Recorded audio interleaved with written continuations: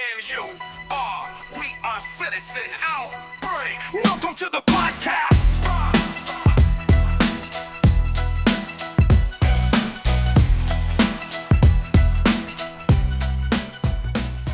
Hello, and welcome back to another episode of Citizen Outbreak. Matthew, how are you today? I'm doing great. How We're you doing, matching. Rudy? We're matching. Blue. Yeah, this is totally coincidence too. We didn't. I know. I don't have that nice hat on though. I was gonna wear my hat. I was wearing my hat before, but that's a nice hat. This is from this past weekend. I was at F1 Formula One Grand Prix in Miami. That's right. You took Olivia. How was it? It was a great experience. I highly recommend it if you like car racing, you like cars, you like fast Formula One cars. The racers are great. I'm definitely into it now. Or if you like to just party. I mean, we didn't really do that much partying, but like it was definitely interesting because like when you're walking around, you see two different types of people at this Formula One in Miami. And it's a great place to have it in Miami. Who are the two different people? So you have the race fans that are dressed up like, you know, the racing jerseys of the team, either Mercedes, McLaren, or Cadillac, or there's a couple other teams, Ferrari, and you're wearing, and you know, each race group has two drivers. So then it's like, are you a fan of Lando Norris, or you're a fan of the other guy, Oscar Piastri, or are you a Lewis Hamilton fan, or are you a Charles Leclerc fan? Me personally, and this was at the start of the race, I like Kimi Antonelli. I think he's 19 now, but he's the crazy, right? Didn't he just win the qualifier on Saturday? No, he just won Miami Formula One. Right, and he right. 3 races in a row already this year. Right, he raced for Mercedes, and that's my guy. I told Olivia, I'm like, this is my guy. She's a Lando Norris fan, but there's the people wearing the race outfits, the hats, the jerseys. They got the flags. They're really the gearheads. And then you have, I came to Formula One, but I'm really going to the club, and everyone's dressed up, and you could see because you got the people in the paddocks, which is where like the VIP go, and you're closer to like, you know, all the stuff. And then you have the bleachers. So the people in the paddocks are all dressed up, and they look like they're going out on the night on town. The girls are dressed to the nines. How hot was it? It was hot on the weekend. How hot was it on Sunday? I don't know if you could tell, but I burnt my nose. It was hot. Sunday was hot too? Friday was hot. Saturday was hot. Sunday was muggy because it was about to rain. Because I saw some people wearing, you know, I guess people like sacrifice for the fashion. I saw some people wearing zip up hoodies. I thought it might, because I knew it was no. There was people wearing stuff just for fashion. I mean, you had the celebrities wearing suits and pants, and I'm like, you got to be hot. I haven't been to Miami Grand Prix. I've been down there for the weekend and done the party. I didn't go to the race. I've been to the Grand Prix in other spots. I think it's awesome. Like, you know, like when you hear those cars going around and like you realize how like they're just incredible machines. It's exciting. It's exciting. Yeah. I mean, when you're watching, I mean, we've watched it on TV, you know, at home so many times, but it's when you're there, it's like the energy. Yeah, the even energy though the is cars incredible. are racing by, and you're like, dum, dum, dum. You hear it. It's crazy. And you're basically watching everything on the feel screen, it. but you feel it. But everyone's getting excited, and you just feel the energy of the people around you. Yeah, it's amazing. I mean, in France, when I've been there and they're practicing or qualifying, and it's constant, that noise is like it doesn't stop. Yeah. It's amazing, huh? Yeah, so it's cool. great. And you really know cars too. You know that's great. I mean, it was great. And what's interesting is a lot of these cars, like even though it's Ferrari or Mercedes or McLaren, it not necessarily means that the car is actually a Ferrari, Mercedes, or McLaren. It's like really unique what goes on in building these cars, and it's a real study, like how they do it and upgrades that they're allowed to make, and there's all these rules and regulation. Yeah. That's their R&D center for these companies, these cars.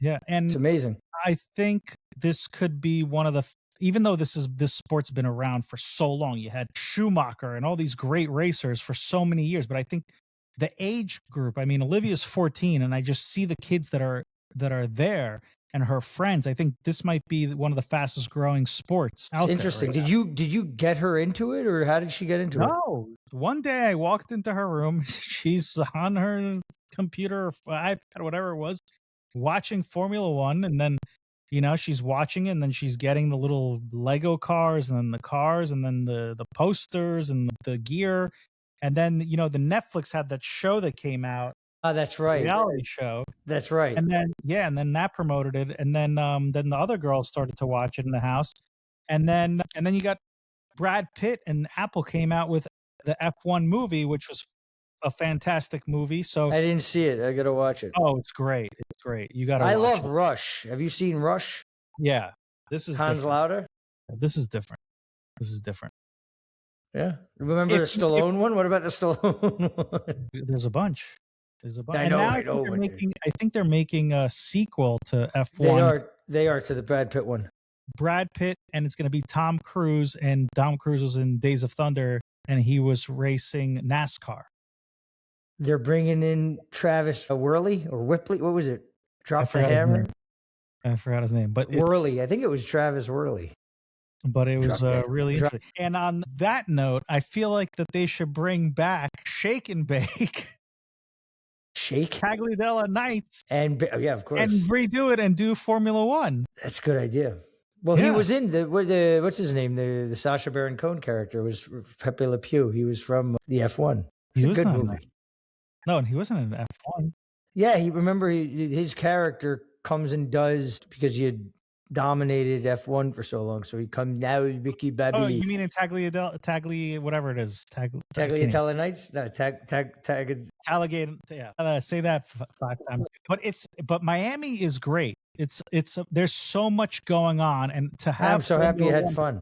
in Miami is fantastic. And Miami has really taken. You just see, Matthew, you see the tale of two cities. New York, who was supposed to have F1, well, not New York, but New Jersey, and then they scrapped the idea. They were supposed to have it in Weehawken and Edgewater over there, and then they scrapped it. And then you have Miami, Jeff Ross from Related. Steve Ross. Steve Ross. From Related, he brings it in a couple years ago, and I think in 2022, if I'm right. And the thing has just exploded, and it's brought so many jobs to Miami, and the racers love it. The fans love it. Miami has a lot of exciting things going on. There, I mean, it's like, And the people were nice. You got people from all over the world coming over there, and New York could have had that. Formula One is I don't know, maybe the biggest on the planet. That it might be ahead of soccer. I don't know. There was some guy told me there was 300,000 fans there on Sunday. It's a massive thing, and it has an intense following. I mean, it's crazy. So, but Miami, hold on, how many fans were in? 275,000. Unbelievable. That's amazing. That were at the stadium. Yeah. Well, no, it goes so around. It's the stadium, it's around the stadium. Yeah, it's incredible. But you have the tale of two cities, Miami and New York, and we're going into our first topic. New York's doing everything it can to help Miami right now. Yeah, so Zohran Mamdani, or like I like to call him, Zohran Mamdani, Kami Mamdani, he's again fighting with Ken Griffin, and Ken Griffin is the hedge fund Citadel founder, and Ken Griffin left Chicago for reasons that they were taxing and crime, and he set up shop in Miami. So, but he was opening up a huge building, spending, I think I read somewhere $3 billion on a new building, which was going to bring in a ton of new jobs, which equate to more money for New York, more taxes for New York, because those people work, they get taxed on. And they spend money. Yeah, they spend money. It creates jobs. And Zohran basically came out and did a whole PSA about taxing the rich going after Ken Griffin because he did the video of this pied-à-terre tax that we talked about right in front of his apartment and took a straight shot at him. Today, Ken Griffin came out and said Yeah, I that, saw it. Yeah. yeah, he's probably going to be scrapping the plans and he's going to go bigger in Miami. He's going to double up in Miami. What do you think about this, Matthew? You know, I think it's it's unfortunately, it's just that we just got to sit and wait to go through, and we just got to be put through it.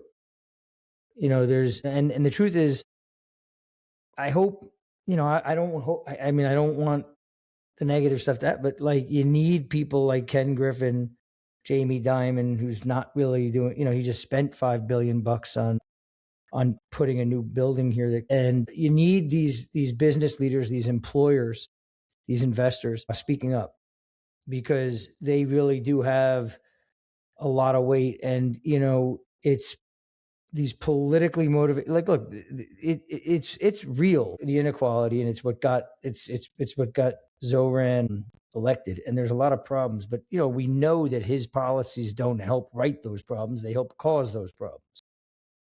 So, you know, it's good that people like Ken Griffin are speaking up. It's good that they're actually talking about things. And if they can talk about it in a way that can make sense, because, like, you know, the people that are voting for Mamdani, all they want to hear, that they want the symbolic scalps. You know, they also want to tax the rich, and they want to hear that they're being, you know, going after the rich. Things are unfair. Inflation is real.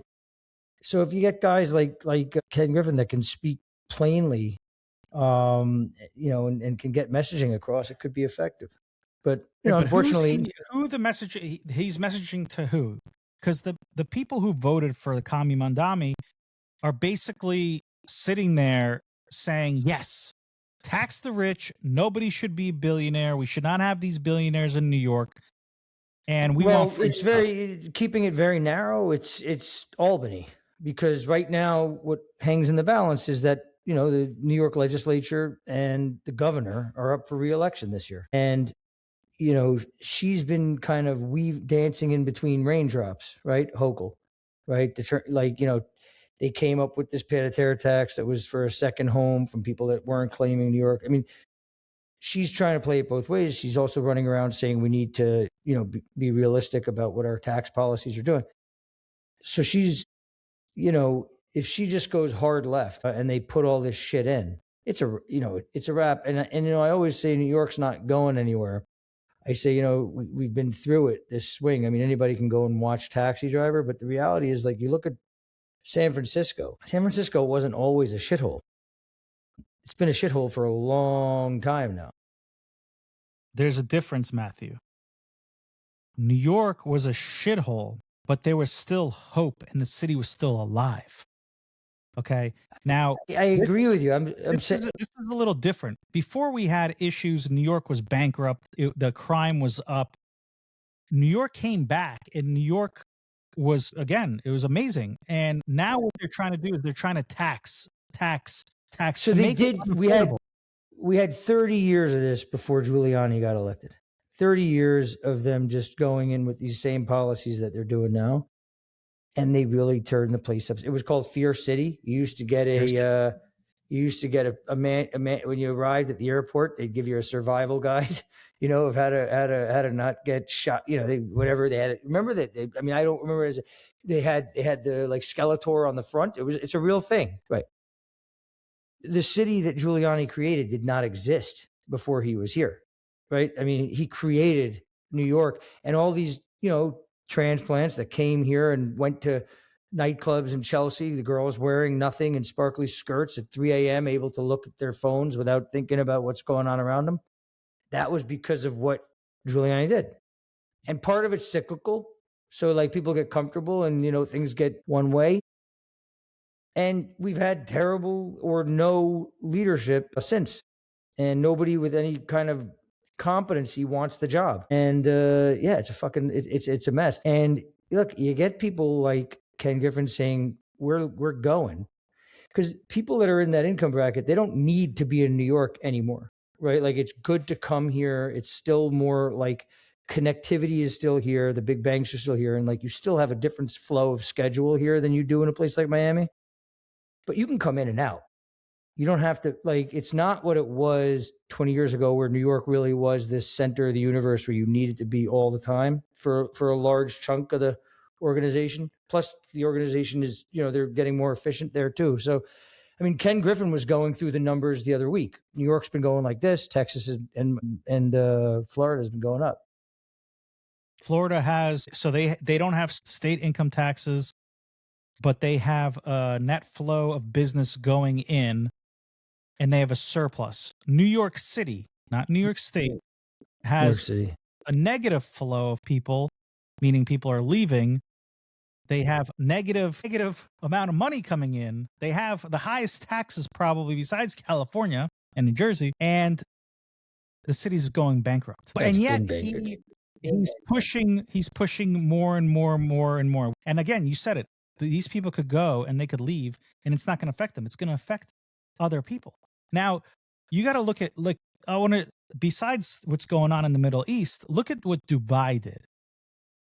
Okay. Dubai basically does not have taxes. They incentivize people to come and do business there. So what happened? You had all these people go there and start new businesses and crypto and finance and everything. And it became a great hub until, recently with Iran and everything bombing them. But people still were going there.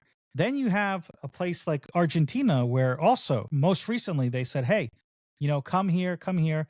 People are going there to invest. You have Uruguay. Also, very, very investor friendly. Which country is it that the guy got rid of all the crime and he put everybody in jail? Was that El Salvador? Mm-hmm. El Salvador. The guy really reduced the crime. All of a sudden, it's a booming country. Yeah, I mean, look, you don't have to reinvent the wheel, right? What Giuliani did here was studied. There's all and it worked. He put Disney in Times Square. I mean, I was there when they had the, Wait, what was this? I mean, they put Disney where they used to have the masturbation centers, and the pimps and the hoes. I mean, in the middle of in the jerk off movies and the porno. I didn't know what you were doing with that. Peep shows. Yes, I mean, yeah. So, New York was terrible. Right, but my point is, Giuliani invented this place where we sit today. And it's amazing because there's still a remnant of that. That's the only thing really keeping this place from being totally chaos, is that people still have it in their mind that there's some kind of consequence. It's going away fast. Okay. And you can see it in places, but we're still, people still wear watches here. They don't in London. I don't wear Paris, in New York. I'm just saying, you still go out. I don't think we're at just socially. So I mentioned being out 4 a.m., 3 a.m., 15 years ago, right? Like in Chelsea and girls being out wearing nothing, walking around drunk, not thinking and not needing to. I'd say that now none of them do that. Now, you talk to people, they are definitely aware of what's going on around them. So that's a big change. We know where it goes because we both knew the city before that time. But I'm saying in places like London, you meet up with people in very, very central, busy, wealthy places, and they'll have stories about getting mugged, machetes out, stuff like that. And that's not yet here as much. Yeah. Yet. But it's coming. Here's the thing, and I know we've talked about this. We've said it many times, and maybe somebody with a brain is listening to us. Reduce the property taxes. Reduce the taxes in New York. Yeah, they're going the other way on that. The people will come. They will do business in New York. The bankers were. If you remember, Mayor Eric Adams had a great idea. Bad follow through. He wanted to make New York the crypto capital of the world. He did, and I spoke to him about that. He did. He said he was blocked. Miami blocked. No, well, Miami beat him. But he was blocked. The DNC didn't want it. Right, but Miami beat him to it. Anyway, the crypto Yeah. wouldn't have come here to New York because of the taxes. Yeah, sure. You got Puerto Rico. People are really going to Puerto Rico first. Yeah. Dubai, Puerto Rico, Miami. And No, Mayor Miami- Suarez, is that his name? Suarez? Is that his name? Mayor Suarez in Miami? The former mayor? He made that. He made that crypto capital. Yeah, He made all the tech people go there. I love driving by those bodegas where there's the crypto ATMs. The Bitcoin ATMs in Miami. I mean, Miami's booming. I don't know, Matthew. The weather's great. The people are nice. Everyone's friendly. And then you come here. Not everybody speaks English, but I like that. it's moving. I like that. Speaking I of don't know, not the English, Ubers drive me crazy, bro. Because like you don't know, what drives me nuts in the Ubers is like sometimes we'll be stuck somewhere and it'll be something like, I know there's got to be a better way to go, and I can't have that conversation because there's no, I can do the whole thing where I'm translating on the phone, but he's got an iPad on, he's watching like Bad Bunny music videos, and like he doesn't care. speaking And I like that vibe, by the way. He's got a lit up ceiling. Well, you know what today is, Matthew? Yeah, Cinco de Mayo. Today is Cinco de Mayo. Happy Cinco de Mayo. Are you having tacos today? I had lunch at Trump Tower. I had the best taco bowl in the business. Come on. Are you serious? I didn't. But it's what's interesting. That was his Matthew, post. That was his I know, post. I remember. But today's very interesting Cinco de Mayo. Do you know Why? why? Okay. Today is Taco Tuesday and Cinco de Mayo. Do you know the last time that this has happened? 2016? No. During COVID in 2020. I'm not sure, but I believe it's in our game, Citizen Outbreak the game. You could also purchase it at citizenoutbreak.com and on Amazon. During 2020, 6 years ago, during COVID, we had Taco Tuesday and Cinco de Mayo, May 5th. So you having Mexican food tonight? I am having tacos. I'm having some tacos. They're coming soon. And a burrito, chicken burrito. Any tequila? I might have a little tequila. I might have a Corona to commemorate the coronavirus 6 years ago. That's a good combo, the tequila and the Corona. Yeah. Speaking of tequila or tequila, have you ever flown on Spirit Airlines? I've never flown on Spirit Airlines, but I'm really bummed to see the news. So Spirit Airlines, I have never flown on Spirit Airlines, and I don't think we will able to be flying ever on Spirit Airlines unless there's a miracle happens. Why They went bankrupt and they went out of business. I think it's a real shame. It is a shame because it was a budget airline. Now, it's the gift and the curse of being a budget airline. You know what I mean? So, like, you see the stories about Spirit Airlines and the fights and the why are you charging me $50 for a bag and the There's a video, and I'll send it to you after. It's like at the desk, and the one woman is doing there's a guy filming it, right? And he's on the woman because he starts filming because she's helping him, and then there's a girl over here and she did something. The girl over there did something to piss this woman off, right? And it was something like, I don't know what she did, but she crossed the line. And the one that is being filmed, this one, outranks that one somehow. But she also is just the most competent. But she is talking to this woman, like, be about it. You're going to come about it, be about it. Like, she's like coming at her like, I'll fuck you up. And she's being filmed because it's a real spectacle. Like, these two women are going at it, but she doesn't miss a beat. She's doing the tickets and she's, please come at me like you want to come at me. Please, I'll end you. And she's like tearing them. This woman was amazing. Like, you send her, she'll get anything done. Competency. She'll wipe out Straits of Hormuz. She'll fix that shit up real quick. Nobody's going to mess with this lady. But yes. But did you see the clip about, did you see taking over Spirit? Yeah. He's becoming quite the meme.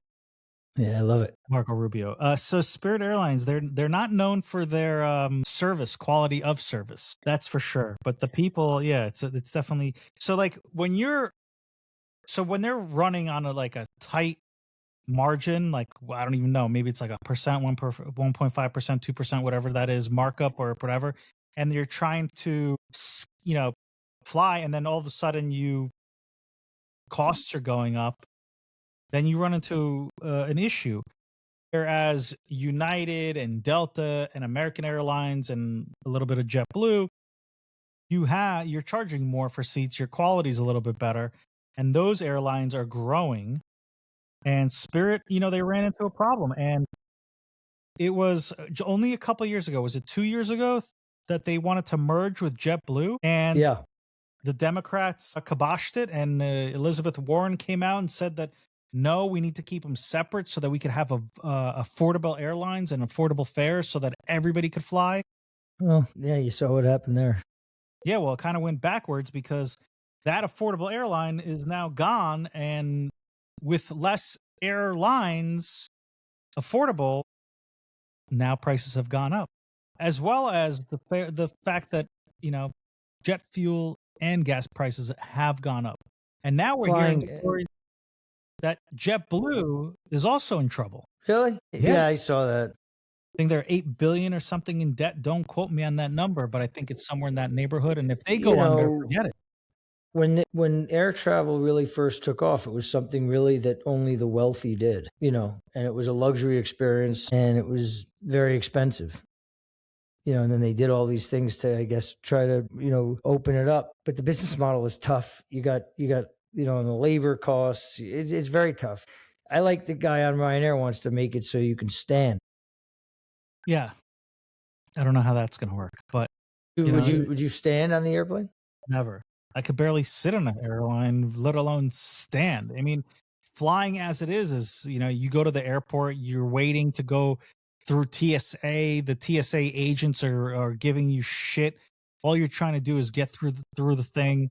You're being looked at as you're the terrorist. And meanwhile, you're flying. I mean, they should have profiles on people that are frequent flyers. They just treat you like shit. The whole way through, you get treated like shit. Then you're waiting in the worst of the worst. There's nowhere to sit in any of these airports. If there's a lounge, the lounges are already overly packed. The lounges are disgusting. A reward program. You got Amex with their own rewards. You got the Chase Sapphire. Have you been in the Delta? Have you been in the Delta lounge at JFK? Not in a couple of years. I used to. Supposedly, good. I think they have a new one anyway. It's bad. It's bad. And then the flights are always delayed. There's always an issue. I'm bummed about Spirit. There was always good content coming out of Spirit. There was good content, but they should have let it merge, because it wasn't like the Democrats are saying, oh, they're going to take up too much of the marketplace, the market share. Not really. Yeah. When you look at things, it really wasn't. If JetBlue and Spirit would have combined, it would have been good for our business. I mean, our government's doing everything it can to fuck everything up. This is true. Well, the Democrats have come out and said that it's Trump's fault because of high gas prices, but Spirit was already in trouble way before the gas. I mean, all of these airlines, Spirit's been one of these airlines. Like you said, it's the low fare airline. So I mean, when structural costs like your fuel goes up, So now what happens to all these airplanes that Spirit left behind? It depends. It depends how but that'll be value that they get. Now, I don't know how much debt they had on top of it, but it'll go somewhere else. So who's buying it? You think JetBlue's going to buy it? Frontier? United? It depends. It depends. Crappy plane. They're going to have to redo those seats. That's the thing. It's going to be interesting to see. Speaking of redoing things, back to New York, where the Met Gala was last night. Now, some good looks. I sent you some pictures, Matthew. I did not watch the people going in. I was scrolling on social media, and at first I was like, "This is a joke. There's no way that people could be dressing like this." Yeah. It must have been like, "Hey." Like Anna Wintour from Vogue, who hosts it, and it's like her party, and she's been having this party, and she gets all these people together, and they're like, they sit on a committee, and she must have been like, hey, let's make these people look so ridiculous and laugh at them, because what they were wearing was a total joke. And I can't tell you, like, if someone said, "Oh my god, this person looked amazing," and I love what they were wearing, they need to have their head examined. I think the only person that looked good was Zoe Kravitz. I don't know. I didn't see her. She's the only one that looked good. You know, I'm in the neighborhood, right? I Kind live of. in the Now I'm neighborhood. looking at what she was wearing, and I'm not even so sure. I didn't see the bottom of it. Yeah, I mean, The Rock was wearing a dress. So that's one of my questions about this whole thing. So, like, you know, when those guys go out and do that thing, right? Like, The Rock shows up wearing a dress, or I don't know. Well, like, he came out and said the most masculine men wear dresses. okay, so right. So Maybe he my was talking question. about Roddy Piper. Well, I guess he was where he. You know, look. My question is, it's one thing when like somebody in the fashion industry, you know what I mean, like like a Tom, like even Tom Ford. Though I saw him, he wears a nice tux, like he was dressed like a classic. My question is like when these people like The Rock that don't come from that industry and they show up wearing a dress, how does that thought process go? Like his team is like, so we've put together a few looks for you, Rock. Here's look 1, nice black tux. Here's look 2, a nice gray tux. Behind door number 3, we've got a nice dress. Like, how does that dress get in the room of choices? Like, is he saying, "Hey, this year I really want to get out there"? I don't understand how that happens. So Like, the theme was art is fashion. Okay, the Met Gala theme is art is fashion. So now, who comes up with what art is fashion and what that exactly is up to the stylist or the person dressing the celebrity, right. But my question is, why is Rock putting on a dress? because his stylist said, "Hey, art is fashion." I don't know, Matthew. I can't tell you why The Rock is wearing the dress.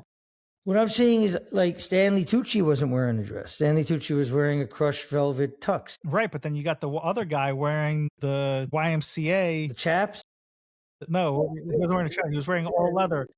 What was it? What was the what are they called? What are those guys called? The happy people? No, Village people. The village idiots. The village people. Look, I mean, that's a MAGA song, right? But look, that Luke Evans guy isn't The Rock. I don't know what Luke Evans does. He's an actor, right? I don't know. I couldn't tell you what he was in or Well, where. what I'm saying is, I get why Sam Smith is dressing up like Maleficent or whatever, from Sleeping Beauty. I get that. I don't understand how guys like The Rock are like, yeah, let's go with the dress. Let's show this Anna Wintour what I got. It's like it's a little strange to me. I'm just saying. And then you got the one lady wearing she's wearing some kind of outfit with like a mummy on her or with the hands. No, that's the person. I think that's a dude. I think that's a dude. It looks like a lady. I think that's a dude. Kim Kardashian is wearing some kind of nipple popping. I like Kim Kardashian. And then your boy Sam Smith is wearing some kind of. He looks like a half bird, half. I don't know what that is. Right, but I understand what he's doing. Well, she does Halloween every year. See, I understand what those people are all doing. This is not Halloween. No, but she's a model. She goes to a gala. I get what she's doing. I don't get what The Rock is doing. Do you understand? I don't get it. And then Matthew, to top it all off, I don't know who this person is. I've never seen this person in my life. I might sound a little rude. I might sound a little controversial, but I don't, and I've never heard, maybe you have, I don't know, maybe I live under a rock. I've never heard of Aaron Ross Phillip, who's a black disabled transgender immigrant. I don't even know what the hell, immigrant model? What is that? He was the first? He's definitely the first and definitely the last. How could you be a black disabled transgender? What's an immigrant? Is that a thing? Who? First black, transgender, and physically disabled model to ever be represented by a major modeling agency. Then this is it, and I'll let you speak. Is what's his name? Who's the guy that was involved in the Stephen Hawking? Stephen Hawking is rolling in his grave. Oh, Stephen Hawking was a bit of a freaky boy. If you believe these stuff on that Epstein files, he liked midgets. small people, whatever you're supposed to call.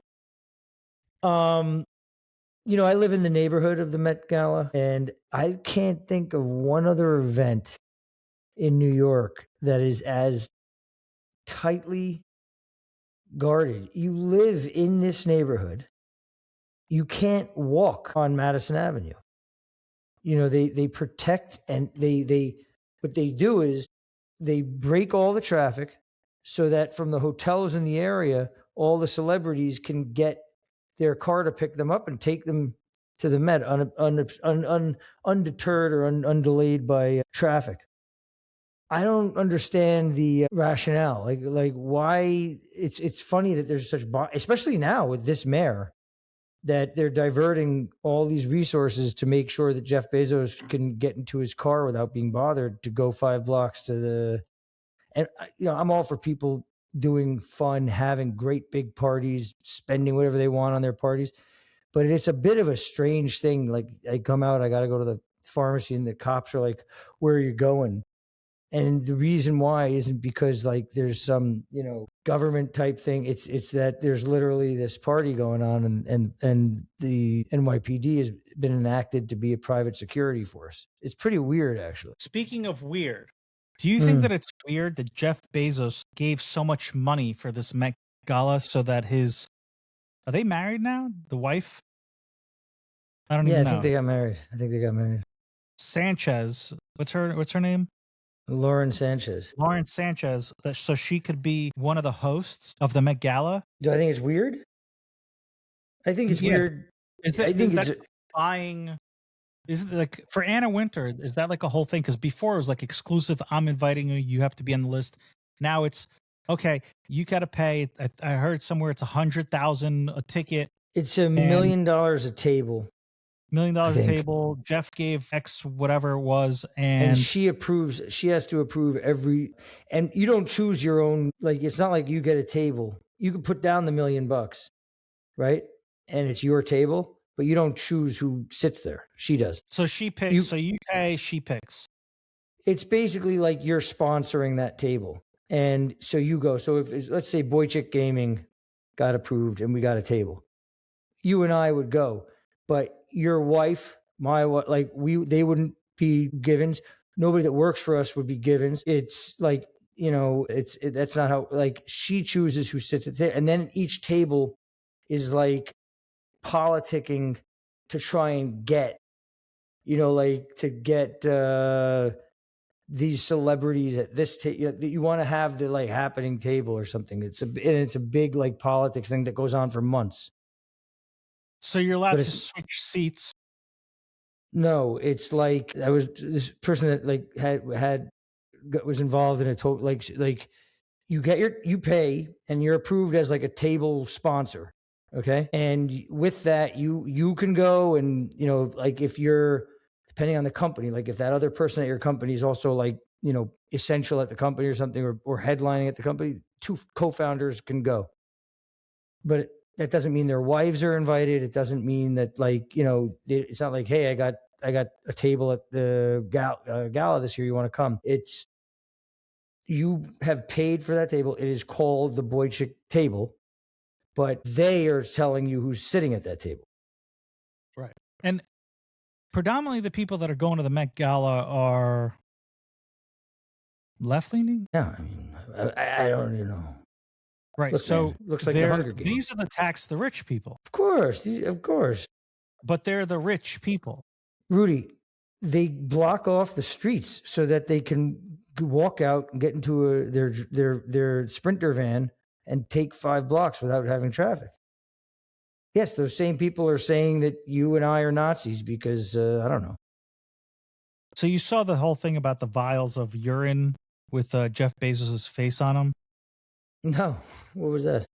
So I was reading somewhere that, hold on a second, I'm going to pull it up. Jeff from Bezos urine. Activists placed hundreds of bottles of fake urine inside the Metropolitan Museum of Art ahead of 2026 Met Gala to protest Jeff Bezos' involvement as a co-chair.